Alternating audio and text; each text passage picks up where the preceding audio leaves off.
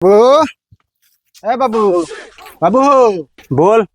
सुनाता लाल बाबू बाबू कले बड़ी। वो बजरिया में गोरकी लड़किया नहीं थे जो अनारवा बेचले। हाँ बोल। कोबरा के लड़की है। हमरा ओकरा संग गहरा प्रेम हो गया।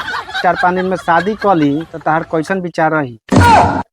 है सरवा, हम गांव जवार के लोग बानी की तोर बाप कि हमें सराय पूछतारी। अभी शादी भी है करार पूछता रोज और मकई नसर के लोग पूछ तू जान लो। हाँ रे सरवा।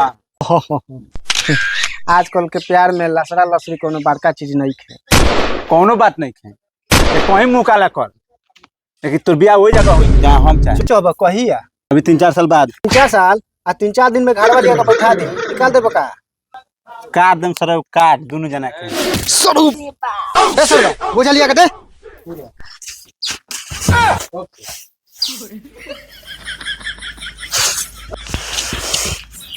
रे सरवा, ते कौन बिख में बाड़ी रे? छिनरी से के फेर में बा। ते कौन खीस में बाड़ी रे? तू बाप सारो को शादी नहीं करत जवानी के जो सामा पे उतारता वो तो सर लौंडिया बाज होइए गइल बा। ओकर जहाँ बियाह करेला तो हमरो कराए के पड़ी। जा सारे ओकरे खनी तू मुंह मारा हो जा। हो ढेर दिन पर भेटाइल बाड़ू, ठीक बाड़ू ना? लौकत ना रहलू हत, आज आइल बाड़ू, तनी ठीक से बैठ। खाली समाचार करबा का ना हो, खाली समाचार काय होई? बाबू बाबू बाबू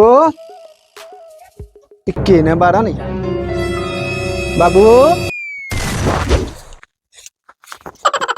एने खोपचा में का कहत रहो? नहीं कुछ ना कुछ ना कहत रहो तो हऊ कोड़ला सिया। अरे वो कोड़ा ले बैठ लसिया। हम जानत नहीं खी कि कोहड़ा ले गया सिया कहीं लौका। है सर, हमरा बतिए। हम आभरा बतिया तनी ठीक बा, जा तनी आ जाके माई से कहतन ना बाबू। अरे ये सब बात ना कहल जाला। तू हमरा के कहत रह 3-4 साल के बाद बियाह करे आ अपने हे मुंह मरावत रह। तोर बियाह न करे के बा, हम कर देम, माई से मत कहियो, ठीक बा? जा ता बियाह कर देम। पाका बियाह कर देबन? हां रे हां बाबू, हम कर देम, टेंशन मत ले, जो हम कर देम तोर बियाह। अनार वाली से कर देबन ना? जो सर कर देम, हम अनारे वाली से कर देम, जो।